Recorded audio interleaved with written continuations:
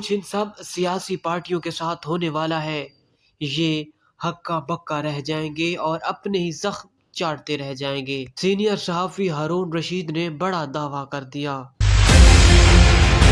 Senior صحافی کہتے ہیں کہ ان کی اپنی حماقتوں کی وجہ سے سارا کھیل ان کے ہاتھوں سے نکل گیا ہے۔ یہ ایک دوسرے کے گلے کاٹنا چاہتے تھے، اب ان میں سے کوئی محفوظ نہیں ہے۔ سینئر صحافی نے دعویٰ کیا ہے کہ جو کچھ میں جانتا ہوں، ایک منصوبے کے تحت نواز شریف وزیر اعظم ہوں گے، شہباز شریف وفاقی کابینہ کا حصہ ہوں گے، مریم نواز وزیر اعلیٰ پنجاب ہوں گی، جبکہ سندھ میں پیپلز پارٹی کی حکومت ہوگی اور خیبر پختونخوا میں کولیکشن حکومت ہوگی۔ ساتھ میں یہ بھی بتایا کہ بلوچستان میں جس طرح ابھی جس پارٹی کی حکومت ہے، یعنی کہ باپ کی، یہ حکومت ویسے ہی رہے گی۔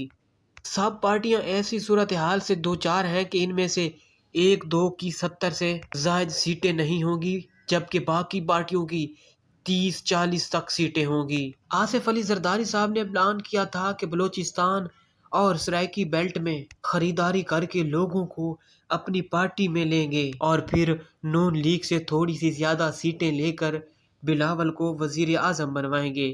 اس حوالے سے زرداری صاحب نے بلاول بھٹو کو کہا تھا کہ تم امریکوں کے پاؤں پڑ جاؤ، باقی یہاں پاکستان میں سنبھال لوں گا۔ لیکن اطلاعات کے مطابق فی الحال زرداری صاحب اس ساری پلاننگ میں کامیاب نہیں ہو سکے۔ ہارون رشید صاحب کہتے ہیں کہ اگلے انتخابات کا رزلٹ ابھی سے بن چکا ہے، اپوزیشن شاید پی ٹی آئی کو دی جائے گی۔